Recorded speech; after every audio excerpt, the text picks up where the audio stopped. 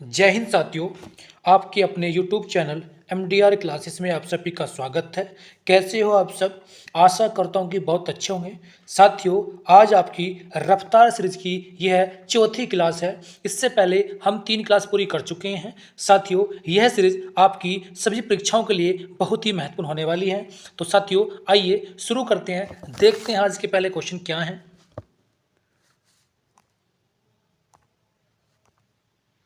साथियों, आज का पहला क्वेश्चन क्या है जी? रेगुलेटिंग एक्ट पारित किया गया। देखो, जो रेगुलेटिंग एक्ट आया था वो 1773 में पारित किया गया। कब जी? 1773 में। तो ऑप्शन नंबर ए क्या तुम्हारा करेक्ट हो जाएगा।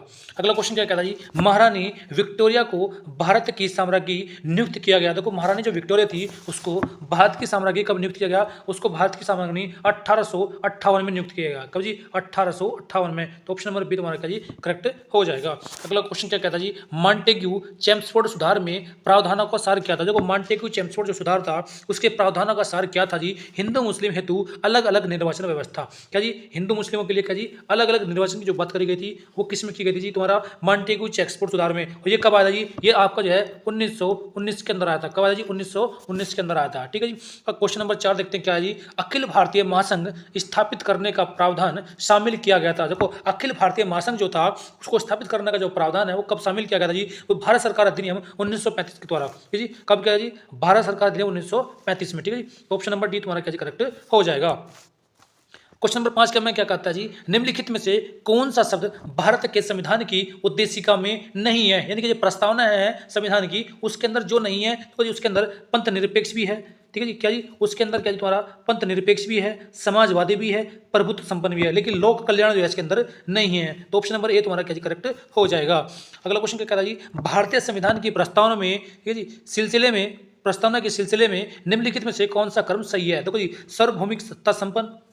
क्या जी? सबसे पहले क्या जी सार्वभौमिक सत्ता संपन्न है, उसके बाद समाजवादी है, फिर धर्मनिरपेक्ष है, फिर जनवादी गणतंत्र है। तो क्या जी ऑप्शन नंबर बी तुम्हारा क्या जी करेक्ट हो जाएगा। यहाँ पर जो ऑप्शन नंबर बी तुम्हारा क्या जी करेक्ट हो जाएगा।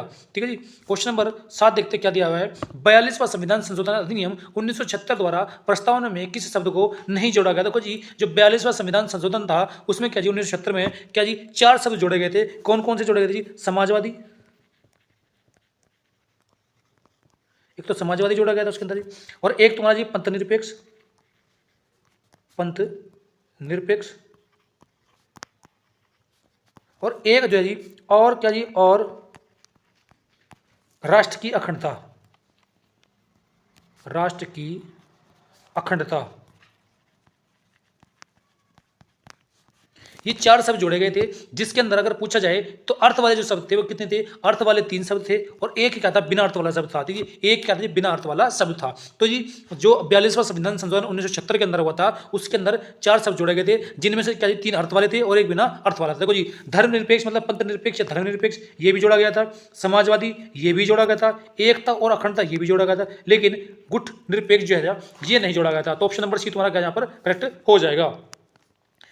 क्वेश्चन नंबर 8 क्या कहता है? भारतीय संविधान की प्रस्तावना के बारे में कौन सा कथन सही है? देखो, भारतीय जो संविधान की जो प्रस्तावना है उसके बारे में कौन सा कथन सही है? ये कह रहा था जी उक्त शब्द। उक्त का मतलब होता है जी जो हमारे 4 शब्द है, इनके समाजवादी, पंथ निरपेक्ष और जो राष्ट्र की अखंडता है, ठीक है जी, उनके बारे में बात चल रही है। तो उक्त शब्द कब जोड़े गए थे जी? 1976 में जो संशोधन हुआ था, कौन सा जी? जो 42वां संविधान संशोधन हुआ था उसमें जोड़े गए थे तुम्हारे उक्त शब्द जी। तो ऑप्शन नंबर यहाँ पर तुम्हारा जी ऑप्शन नंबर डी तुम्हारा यहाँ पर करेक्ट हो जाएगा। ऑप्शन नंबर डी तुम्हारा करेक्ट हो जाएगा। ठीक है जी। अगला क्वेश्चन देखते हैं। क्वेश्चन क्या दिया हुआ इसने? क्वेश्चन नंबर 9 कहता है कि भारतीय संविधान ने किस प्रकार के लोकतंत्र को अपनाया? देखो, जो भारत का जो संविधान है उसके अंदर किस तरह का लोकतंत्र है? देखो, राजतंत्र उसके अंदर नहीं है जी, कोई भी राजतंत्र नहीं है। कैसा है जी? तो इसके अंदर कैसा है जी? लोकतंत्रात्मक गणतंत्र है। ठीक है, लोकतांत्रिक गणतंत्र है। कैसा अपनाया जी? लोकतांत्रिक गणतंत्र है, यानी कि जो यहाँ की जो सरकार होगी वो किसके द्वारा होगी? जनता के द्वारा चुनी जाएगी। ठीक है जी, किसके द्वारा जी? जनता के द्वारा चुनी जाएगी। ठीक है जी। क्वेश्चन नंबर तक क्या कहता है जी? भारतीय संविधान की प्रस्तावना के अनुसार भारत के शासन की सर्वोच्च सत्ता किसमें निहित है? देखो, जो यहाँ की सत्ता जो होगी वो किसमें निहित है जी? वो जनता में निहित है। किसमें? जनता के अंदर निहित है। तो ऑप्शन नंबर सी तुम्हारा करेक्ट हो जाएगा। क्वेश्चन नंबर 11 क्या कहता है जी? 42वां संविधान संशोधन द्वारा प्रस्तावना में निम्नलिखित में से कौन सा शब्द जोड़ा गया? तो कुछ जो 42वां संविधान संशोधन हुआ था उसमें क्या क्या जोड़ा गया जी? एक तो समाजवाद जोड़ा गया था, एक पंथ निरपेक्ष जोड़ा गया था, एक राष्ट्र की अखंडता जोड़ा गया था। तो इसके अंदर क्या जी समाजवाद जो है जी ये क्या जी जोड़ा गया था। तो ऑप्शन नंबर डी तुम्हारा करेक्ट हो जाएगा। क्वेश्चन नंबर 12 क्या कहता है जी, भारतीय संविधान की प्रस्तावना में वर्णित लोकतंत्र को किस रूप में स्वीकारा गया है। देखो भारतीय संविधान की जो प्रस्तावना है, ठीक है, उसमें लोकतंत्र को किस रूप में स्वीकारा गया है। राजनीतिक राजतंत्र भी है, सामाजिक भी है और आर्थिक भी है। तो ऑप्शन नंबर डी क्या तुम्हारा सारा क्या जी करेक्ट हो जाएगा। ये सभी क्या जी तुम्हारे करेक्ट हो जाएंगे। तो ऑप्शन नंबर डी यहाँ पर करेक्ट हो गया। क्वेश्चन नंबर 13 क्या कह रहा है जी, भारतीय संविधान के किस भाग में स्पष्ट रूप से घोषणा की गई है कि भारत एक धर्मनिरपेक्ष राज्य है। ये चीजें कहाँ लिखी गई है, ये भारत की प्रस्तावना में है जी। संविधान की जो प्रस्तावना है उसके अंदर बताया गया कि भारत एक धर्मनिरपेक्ष राज्य है। धर्मनिरपेक्ष का मतलब है जी भारत सभी धर्मों को मानता है, ठीक है जी। तो ऑप्शन नंबर ए यहाँ पर क्या जी करेक्ट हो जाएगी। इस बात का कहाँ वर्णन है, तुम्हारी प्रस्तावना के अंदर है। क्वेश्चन नंबर 14 क्या है जी, संविधान की प्रस्तावना में प्रयुक्त शब्द सेक्युलर का क्या अर्थ है। देखो सेक्युलर का मतलब ये होता है जी सभी नागरिकों को धर्म और एवं उपासना की स्वतंत्रता, यानी कि सभी जो जितने भी नागरिक है भारत के अंदर वो वहाँ मतलब हर तरह के धर्म को अपनाने की यहाँ पर क्या जी स्वतंत्रता है, ठीक है जी। तो ऑप्शन नंबर बी तुम्हारा क्या जी करेक्ट हो जाएगा। ऑप्शन नंबर बी तुम्हारा क्या जी करेक्ट हो जाएगा। क्वेश्चन नंबर 15 क्या कह रहा है जी, भारतीय संविधान की आत्मा किसे कहा जाता है। देखो अगर मैं संविधान की आत्मा की बात करूं तो जो प्रस्तावना है, ठीक है, प्रस्तावना जो है वो क्या है तुम्हारी संविधान की आत्मा कहलाती है, ठीक है जी। आत्मा कौन है, प्रस्तावना है। तो ऑप्शन नंबर सी तुम्हारा करेक्ट हो जाएगा।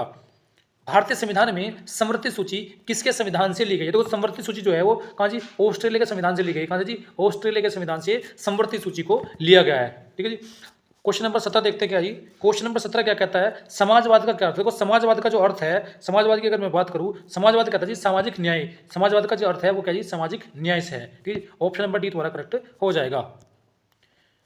क्वेश्चन नंबर 18 क्या कहता है जी, भारतीय संविधान की प्रस्तावना में निम्नलिखित में लिखित हम भारत के लोग यानी कि we the people of India से क्या अर्थ निकलता है। देखो ये क्या कहता है जी, संविधान का निर्माण भारत की जनता द्वारा हुआ है। वो कह रहे हैं we the people of India, यहाँ कह रहे हैं संविधान का जो निर्माण हुआ है भारत की जनता के द्वारा हुआ है। इसका मतलब क्या जी, ऑप्शन नंबर जो सी है तुम्हारा यहाँ पर करेक्ट हो जाएगा। ऑप्शन नंबर सी तुम्हारा करेक्ट हो जाएगा।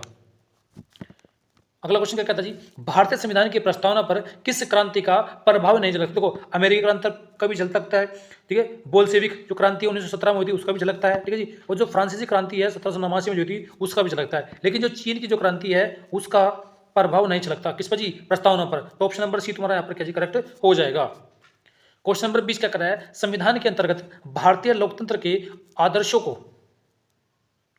हम कहाँ देख सकते हैं। देखो जो संविधान के जो तंत्र जो भारत का जो लोकतंत्र है उसके बारे में कहाँ वर्णन किया गया है, तो ये प्रस्तावना के अंदर है। कहाँ जी, प्रस्तावना के अंदर दिया गया है। तो ऑप्शन नंबर डी तुम्हारा करेक्ट हो जाएगा। तो साथियों ये थे आज के 20 क्वेश्चन। आशा करता हूँ कि आपको सभी क्वेश्चन अच्छे लगे होंगे। तो साथियों यदि आपको सभी क्वेश्चन अच्छे लगे हैं तो वीडियो को लाइक करें, चैनल को सब्सक्राइब करें और दोस्तों के साथ साझा करें और हमें कमेंट करके बताएं कि आपको वीडियो कैसी लगी है। तो मिलते हैं साथियों अगली वीडियो में। जय हिंद साथियों।